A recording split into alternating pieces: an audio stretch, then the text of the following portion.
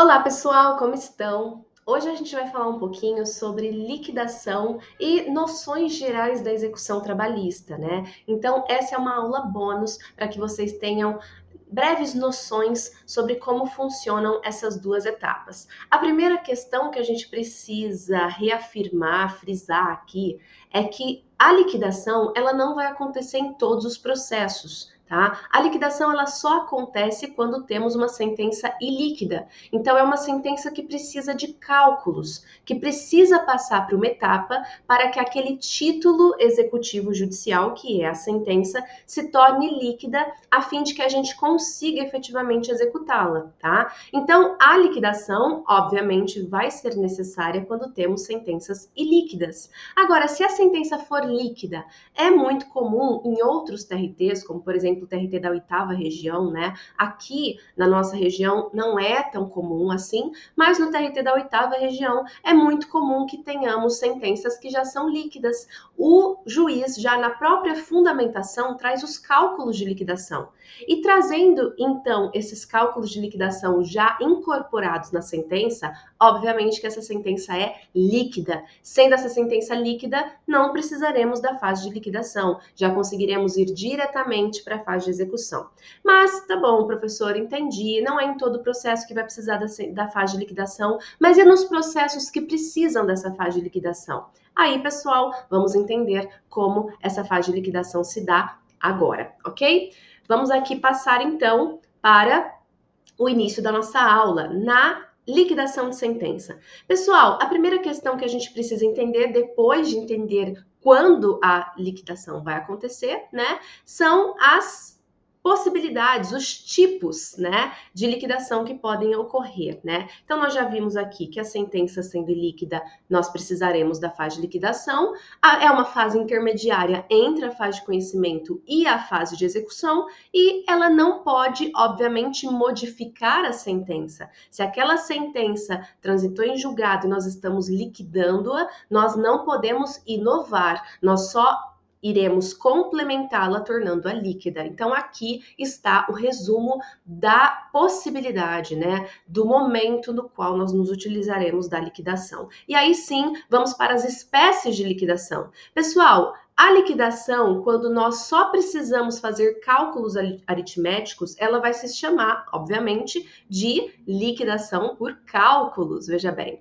Agora, quando nós precisamos de conhecimentos técnicos, nós precisamos, às vezes, de uma perícia, né? Então, veja bem, eu preciso ter conhecimentos técnicos sobre algum determinado assunto, a fim de complementar aquilo que foi determinado em sentença, e só aí sim eu vou conseguir fazer os cálculos. Por exemplo, existe algum tipo de salário in natura que tem que ser indenizado, né? Um valor de salário in natura que tem que ter uma indenização equiparada a esse valor do salário in natura. O salário in natura, às vezes, pode ser o aluguel de uma casa, né, que era concedida a moradia para o trabalhador. E aí, como é que eu vou saber quanto que valeria no mercado esse aluguel? Ou, às vezes, foi concedido uma casa, um imóvel para o trabalhador. Quanto é o valor de mercado daquele imóvel? Eu vou precisar, né, de um corretor que me auxilie a estimar esse valor. Então, aí vocês conseguem observar qual é o tipo de liquidação que é utilizada na modalidade arbitramento. São conhecimentos técnicos que são necessários para a gente complementar aquela sentença. Agora, para finalizar, a liquidação por artigos. A liquidação por artigos também é chamada de liquidação comum, né? É como se fosse uma fase comum, uma nova fase de conhecimento que acontece no processo. Por quê? Por que eu digo isso? Por que eu faço essa equiparação entre liquidação por artigos e fase de conhecimento? Porque aqui nós temos a possibilidade de criação de provas, pessoal. Nós precisaremos, às vezes, produzir provas sobre algum determinado ponto. É muito comum quando estamos diante de ações coletivas. Então, veja bem, foi determinada, né, que uma determinada cláusula de uma convenção coletiva fosse cumprida. Então, o Sindicato de Movimentadores de Cargas conseguiu uma sentença em sede de ação civil pública procedente para que todos os trabalhadores de uma determinada empresa que laboram como movimentadores de carga tivessem um acréscimo salarial que foi autorizado, né, numa convenção coletiva.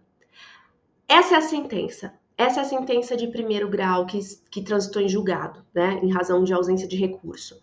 Quando eu chego na liquidação, o que eu preciso determinar para ter o pagamento desse acréscimo salarial? Quem são os trabalhadores? Quanto tempo cada trabalhador laborou ali naquela atividade de movimentação de carga? Por quê? Porque como é uma categoria diferenciada, o movimentador de carga, só vai haver o pagamento dos valores oriundos da convenção coletiva do Sindicato dos Movimentadores de Carga para aqueles trabalhadores que exerceram a função de movimentadores de carga durante aquele período para aquela empresa, tá? Então, poderia ser um acordo coletivo, né, que só valeria para aquela empresa, mas também poderia ser uma convenção coletiva, mas o réu só é uma empresa, tá? Então, nas duas situações, eu chego na fase de liquidação e eu preciso efetivamente entender quais são os trabalhadores que vão se beneficiar daquele acréscimo salarial que foi objeto da sentença que foi procedente. Então, veja bem, eu não estou inovando aquela sentença, mas eu preciso entender a liquidez dela, ou seja,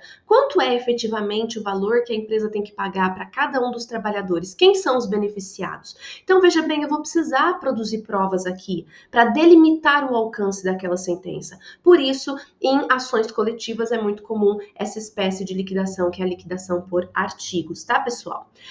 Muito que bem. Então, já entendemos, né, que a sentença, né, ou o acórdão, se houver um recurso, né, chegou na RO, o RO teve um acórdão e depois transitou em julgado, esse acórdão ou essa sentença de primeiro grau, elas podem transitar em julgado, né? E aí, sendo líquida, a gente passa direto para execução, sendo ilíquida, né, a gente tem que vir para a fase de liquidação, né, como já vimos. E aí, pessoal, entendido tudo isso, né, sistematizado até no nosso quadrinho do slide anterior, a gente vem aqui para esse slide no qual a gente tem a sistematização do que efetivamente acontece na fase de liquidação. Então, já entendemos quais são as espécies de liquidação, quando ela é necessária, mas agora, enfim, entenderemos como ela funciona. Primeiro ponto, pessoal, nós temos que ter a apresentação dos cálculos. É para isso que serve a fase de liquidação. A fase de liquidação visa trazer liquidez, né? E quando estamos diante do mais comum, que é a espécie de liquidação por cálculos, nós temos o quê? A necessidade de apresentação de cálculos. Agora, quem vai poder apresentar esses cálculos? Segundo a CLT, nós temos duas possibilidades. Ou as partes apresentam esses cálculos, ou o próprio órgão especialista, específico, que tem essa incumbência da própria Justiça do Trabalho, tá? Que seria o calculista da vara, tá? E aí, quando que isso vai acontecer? Depende, tá? Então, dependendo do processo, dependendo da demanda, dependendo também do entendimento do juiz naquela liquidação, ele vai poder ou pedir para as partes se manifestarem apresentando os cálculos, tá? Ou ele vai poder já designar diretamente o calculista para fazer esses cálculos. Regra geral, quando os cálculos são mais comuns, mais básicos, ele pede para as partes apresentarem. Agora, quando são cálculos um pouco mais complexos, ele manda para o calculista, tá? Então, tem essas duas opções, tá? As partes apresentando esses cálculos, o que acontece? Tá? A gente abre prazo para que as partes se manifestem sobre aquele cálculo, porque o que pode acontecer? Às vezes o autor apresenta os cálculos, e aí o réu, ele tem o direito de impugnar aqueles cálculos, tá? E aí, então, o juiz, apresentados os cálculos, tem que abrir um prazo para que as partes se manifestem sobre os cálculos que foram apresentados pela parte contrária.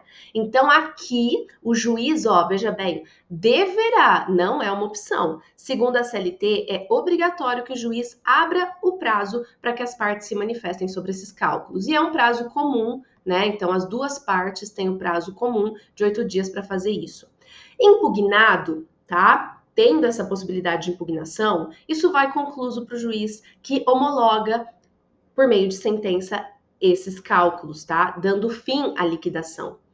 Ah, mas professora, e se eu impugnei esses cálculos, mas mesmo assim o juiz homologou? que eu posso fazer? Você vai ter que aguardar lá na fase de execução, ter a penhora, e aí depois da penhora tem 5 dias para impugnar esses cálculos, tá? Ou por meio dos embargos à execução, ou por meio da impugnação aos cálculos de liquidação, se você for o autor.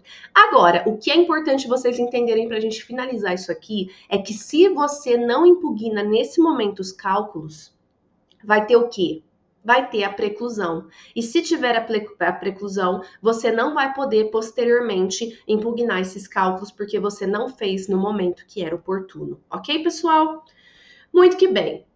Nesses cálculos de liquidação devem constar também as contribuições previdenciárias, tá? E é por isso que a União, ela também é obrigatoriamente intimada para se manifestar sobre esses cálculos, tá? Porque essas contribuições previdenciárias utilizam de base de cálculo as verbas salariais, tá? E aí por isso que a União tem interesse de impugnar no prazo de 10 dias esses cálculos também, tá?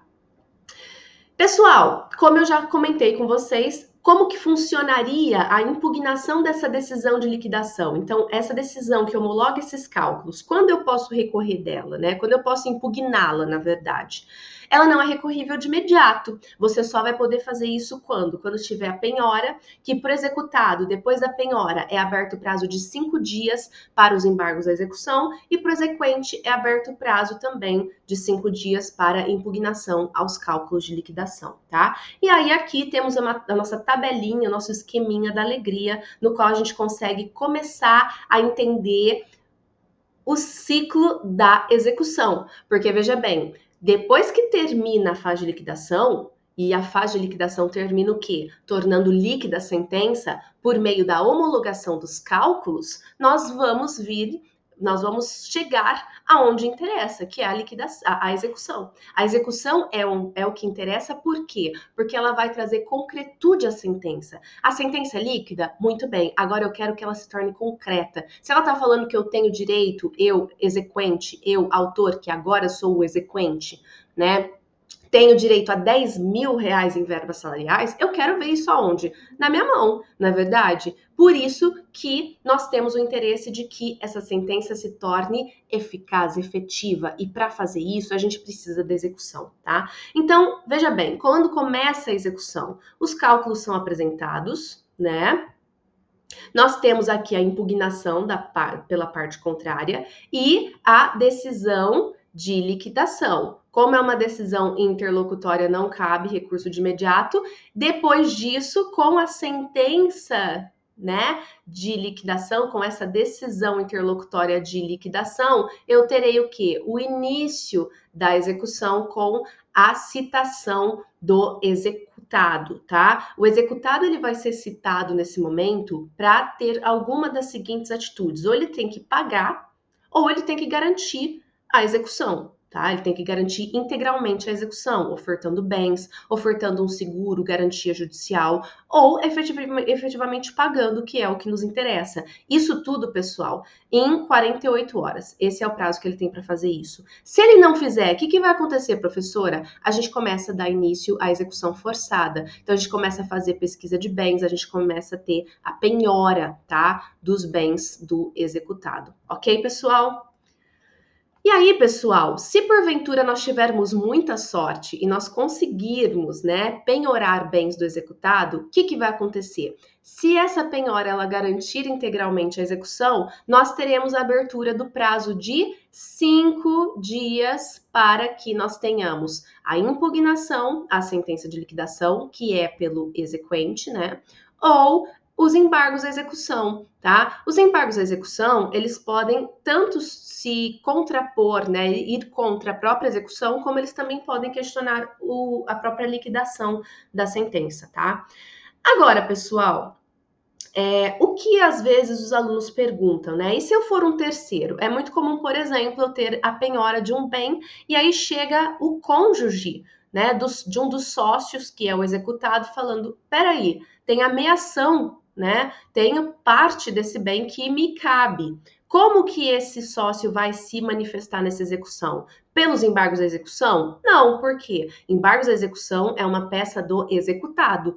O cônjuge, ele está integrando aquela execução? Não, ele é um terceiro que se interessa, né? Um terceiro prejudicado em razão daquela penhora.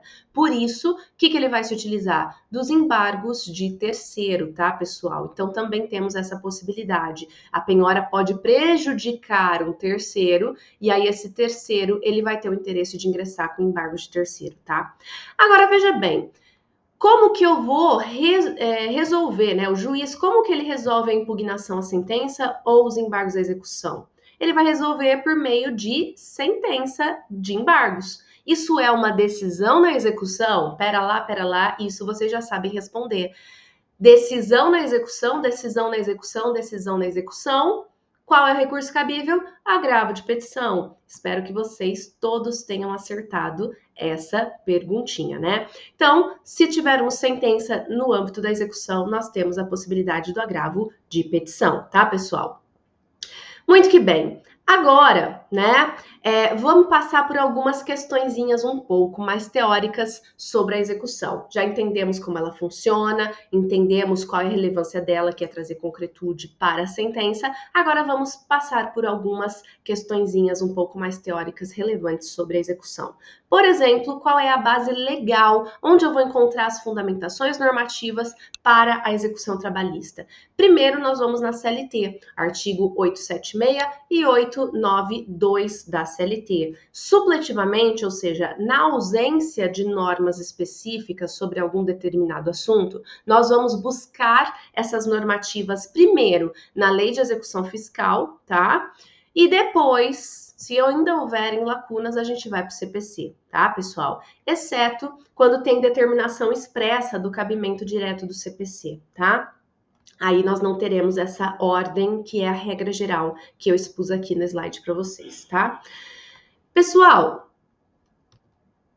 aqui, execução de títulos judiciais, né? Então, nós temos a possibilidade tanto de termos a execução baseada em títulos extrajudiciais, ou seja, que são externos ao judiciário, como títulos judiciais. E quais são os títulos que vão poder concretizar ou dar início à fase de execução sendo títulos judiciais? Nós temos as decisões passadas em julgado, ou seja, decisões com trânsito em julgado, decisões das quais não tem havido o recurso com efeito suspensivo. Aqui é interessante a gente entender o seguinte, pessoal.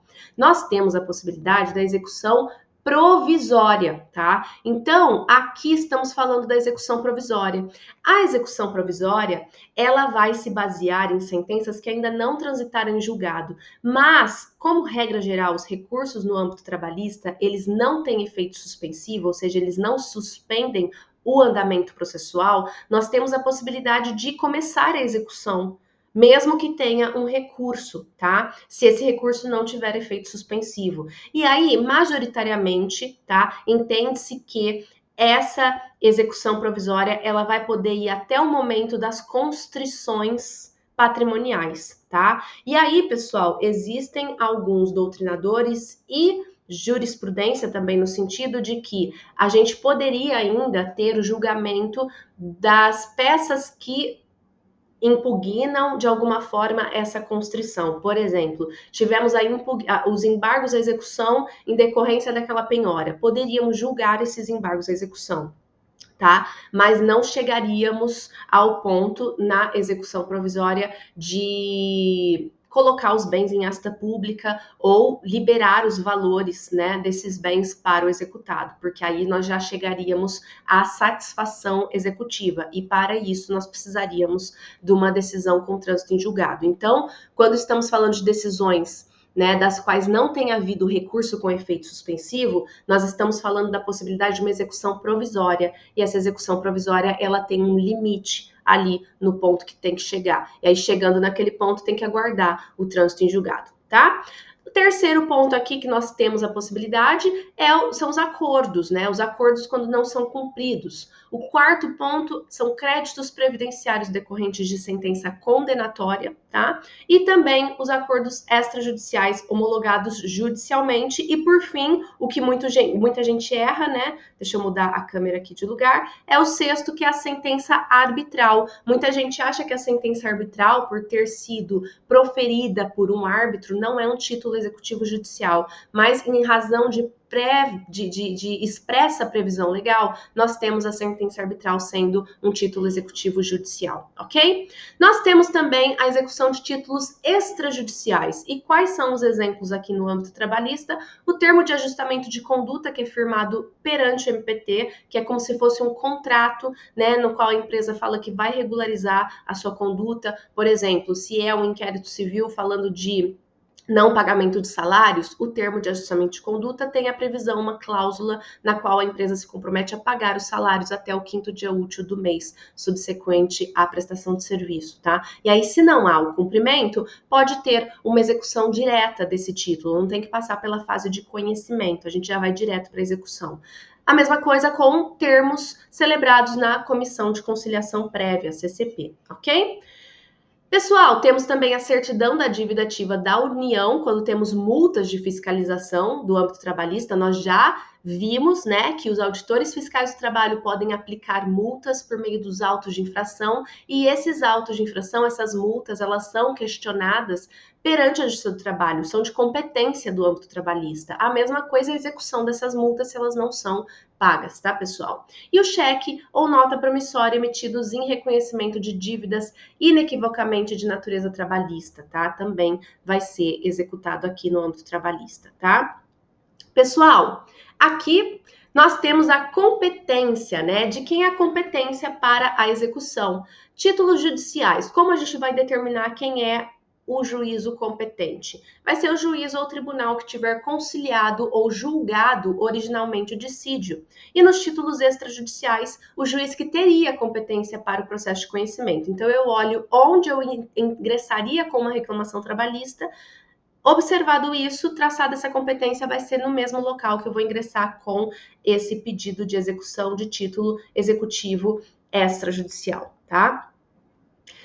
A legitimidade ativa, ou seja, quem pode executar, né? As partes e o próprio juiz ou presidente do tribunal competente de ofício, apenas nos casos em que as partes não tiverem advogados. Isso daqui foi uma alteração promovida pela reforma trabalhista.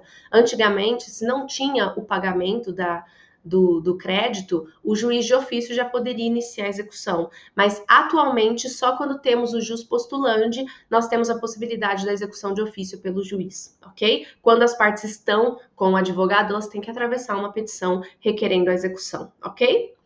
E a legitimidade passiva, pessoal, vai ser ou do devedor ou daqueles que têm responsabilidade patrimonial, tá? Que tem um vínculo ali, que se obrigaram patrimonialmente pelas dívidas do devedor. Então, fiador, espólio, massa falida, responsável tributário, sucessores, tá? Porque nós temos aqui uma íntima relação com responsabilidade patrimonial, ok? E aí, pessoal, para a gente finalizar isso daqui, é importante a gente falar também sobre a possibilidade da gente fazer a execução contra os sócios, que é a desconsideração da personalidade jurídica, pessoal. No âmbito da execução, nós podemos promover um incidente de desconsideração da personalidade jurídica, né? E a partir do momento que nós pleiteamos a inclusão do sócio, haverá, né, o julgamento desse incidente, e que caso nós tenhamos a inclusão do sócio na execução, esse sócio passa a ser parte. Passando a ser parte, passando a ser um executado, nós já vimos isso também, né, nas nossas aulas, que nós temos a possibilidade de que esse sócio que passou a ser incluído como executado na execução, ele possa questionar essa decisão por meio do agravo de petição, porque estamos diante de uma decisão em âmbito de execução, ok, pessoal? Mas o que é importante a gente trazer de adendo sobre essa questão da desconsideração da personalidade jurídica para ingressar, trazer para dentro da do processo, o sócio, é qual é a teoria, quais são os fundamentos que eu preciso me utilizar para conseguir integrar esse sócio na execução. Nós temos duas teorias, né, que visam trazer a responsabilidade do sócio. Temos a teoria objetiva, que também é chamada de teoria menor. Por que ela é chamada de teoria menor? Porque ela tem menos requisitos para que se inclua o sócio. E essa é a teoria que tem base no CDC, tá? Em razão da hipossuficiência do consumidor, que é também alinhada à hipossuficiência do empregado. Por isso que nós trazemos essa teoria para dentro do âmbito trabalhista. Então, qual é a teoria que nós vamos utilizar aqui? A teoria objetiva ou teoria menor, com base no artigo 28 do CDC. E essa teoria fala o quê? Que para que eu tente, né, integrar o sócio na execução, eu posso me respaldar em um único exclusivo fundamento. E o fundamento é a insuficiência de bens da pessoa jurídica para arcar com os créditos trabalhistas. Então, não houve o pagamento, não conseguiu-se encontrar bens para que sejam penhorados a fim de concretizar o crédito trabalhista. Isso já é elemento suficiente